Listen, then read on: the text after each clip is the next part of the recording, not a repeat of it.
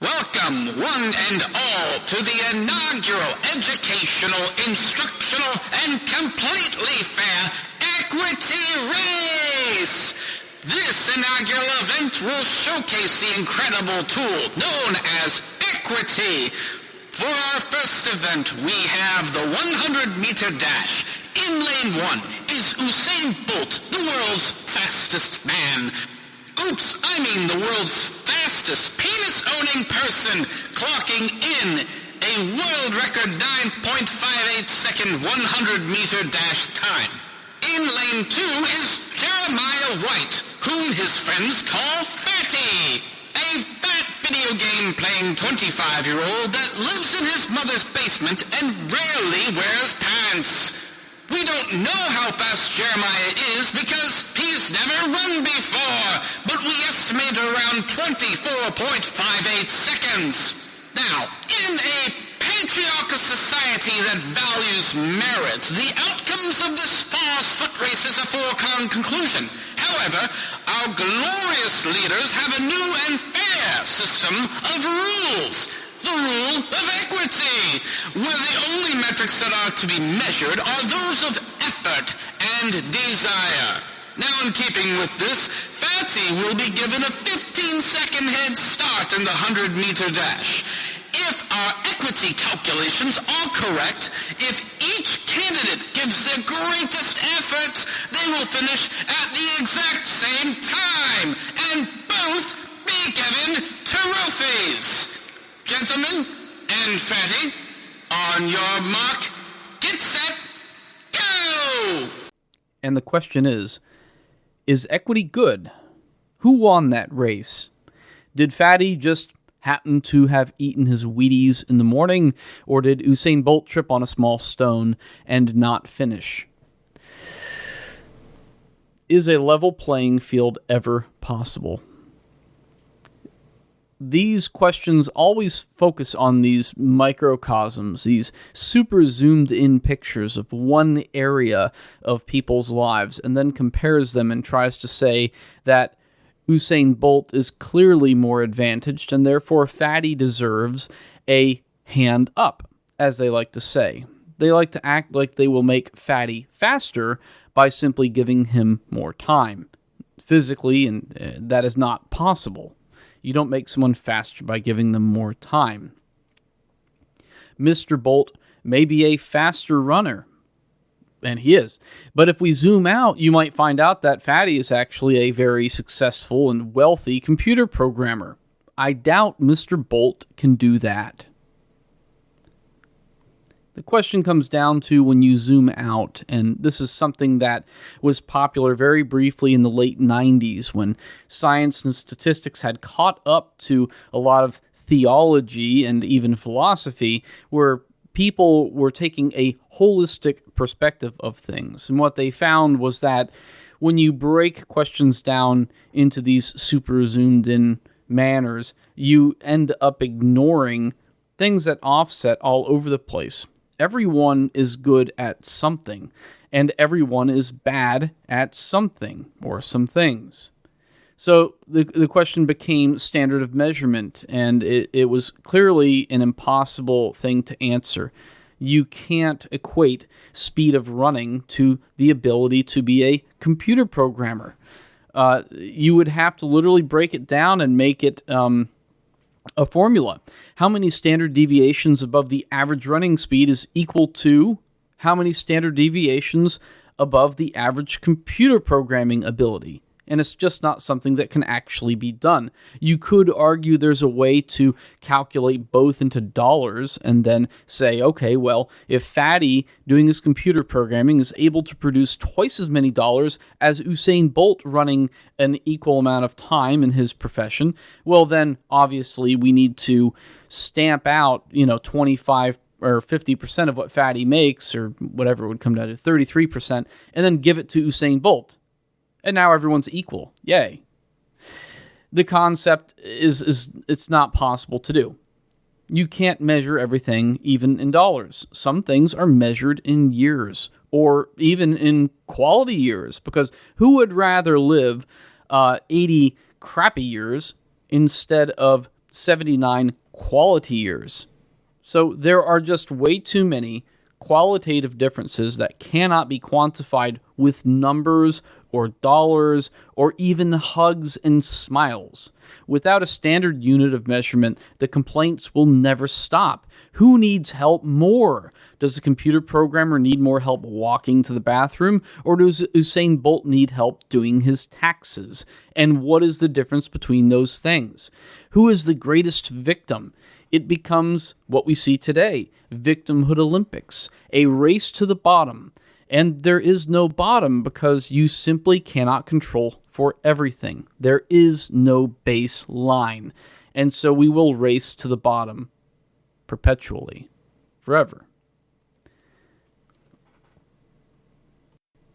Now, some people say that isn't the case, and that actually what will happen is when you help Fatty out with his running, or when you make it artificially similar, that everyone will then be happy. But studies show consistently that children and adults do not value participation trophies. They know that they're fraudulent, and which is why they don't value them. It doesn't matter if they're made out of solid gold. They know in their heart they couldn't perform. And getting rid of that desire to compete and excel is not possible. It is ingrained into our blood. It's ingrained into animals' blood. It's something so primitive and foundational that it can never be gotten rid of, and it shouldn't be. There's another issue with the concept that is, what if somebody wants to be a runner, but they have deformed legs and low muscle density? Like, you cannot give them enough handicaps to make them a good runner. It's not possible. If you give them a handicap of time, they may feel like they finished at the same time as the other runners, but they will know that they didn't. It is not the same.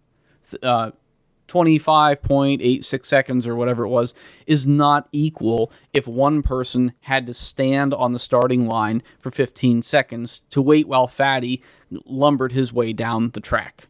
It doesn't work. The goal of finishing at the same time should only ever be a goal in the case of sex. But I digress. Competition and hierarchy are facts of life.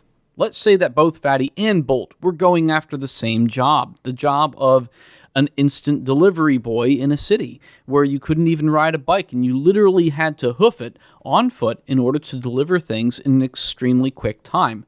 Will holding Usain Bolt back help that industry be good and competitive with products that might spoil in a short amount of time, or sensitive documents that must reach physically their location in a quick amount of time? It will not. Holding back the people who are fast will not help the industry, and it won't help Fatty either.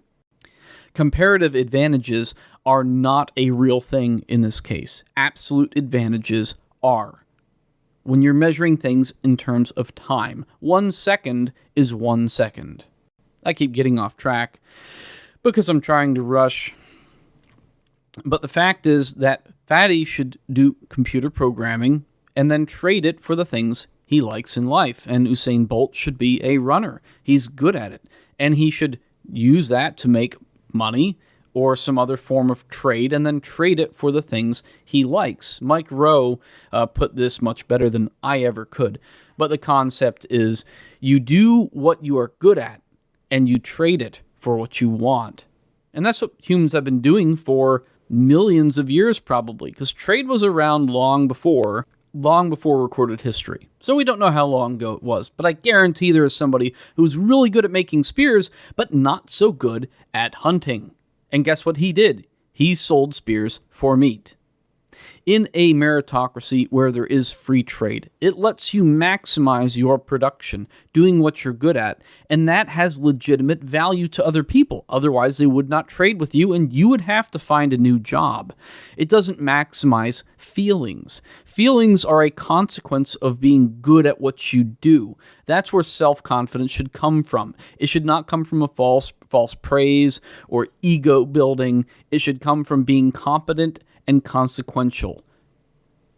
And that leads into another facet of this story. The concept that people begin their lives as a blank slate, an unformed lump of clay that can be turned into anything if just given the right nurturing, the nature versus nurture argument. And anybody with a brain knows that it is ludicrous.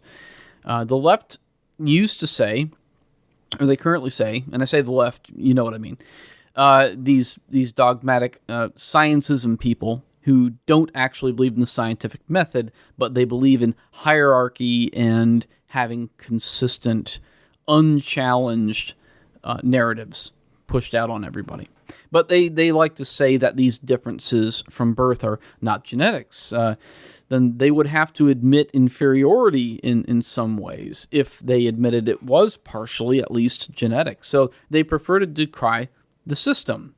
That obviously must be to blame, right? Because those are the only things that must exist, genetics and the system. And under that metric, there is no fluke event, right? Usain Bolt can't trip on a pebble. It's not possible. It has to either be genetics or the system. And so this idea is that the system must replace everything that is not covered by genetics. And that is totalitarianism. And it's actually a fantasy because you cannot control that level of things. You cannot control the birds in the sky. You can't control the weather for the most part. I think all this happened, and this is a bigger topic I can get into in a different video or whatever this is. It happened in the 1990s. For decades, the social progressives said that all people are the same.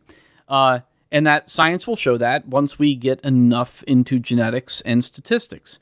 And what ended up happening is that, as anybody with a brain knew since Darwin, is that genetics and statistics proved them wrong. So they could not give up this push for sameness, which is really what they want. So they needed a new war cry. And the first was deprogramming and pulling out of the actual scientific method. They politicized the social sciences. And that is why education and science has become so political and so dogmatic that follow the science is now really a religious refrain to ignore any data that says what we don't like, to not dare question what has already been established. You must respect the hierarchy and the system, or you are an apostate. Merit, the very word is now being said, it's racist.